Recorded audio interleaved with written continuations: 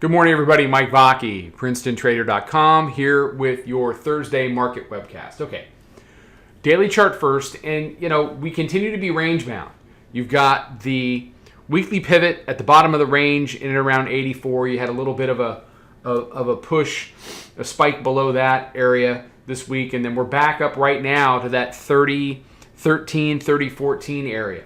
So you can see that the 9-day rising. We've held above that.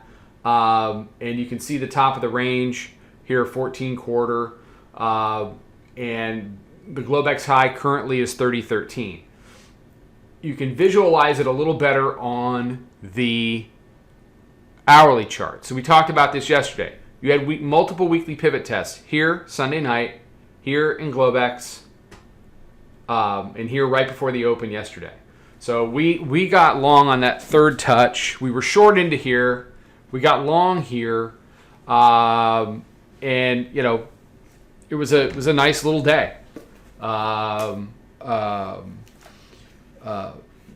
We rode that up for about 10 handles.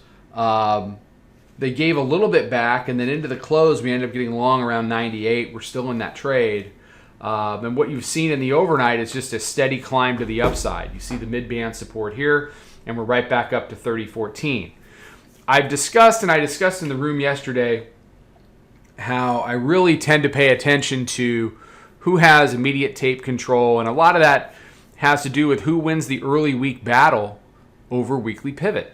Well, I mean, they've had 3 looks. It's held.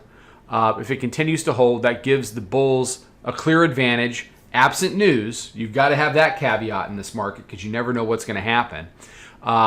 For directional days, both today and potentially into Friday. If you clear 14 quarter, 15, and you turn that into support, really all that's left is just kind of a slow bleed to the upside. 30.25 is a level for me. 33 is a level for me. And then, after that, it would be wherever that upper Bollinger Band is on the daily chart. Not saying we're going up there immediately. But what I am saying is the bears have fallen down on the job down there at the weekly pivot. They're now establishing the hourly midband as support.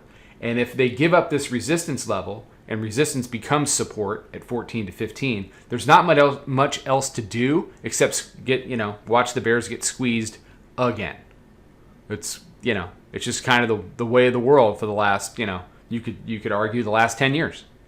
So, we're long, we're profitable, we have runners, and we'll monitor that throughout the day. Off the open today, volume weighted average price is down at 3,008.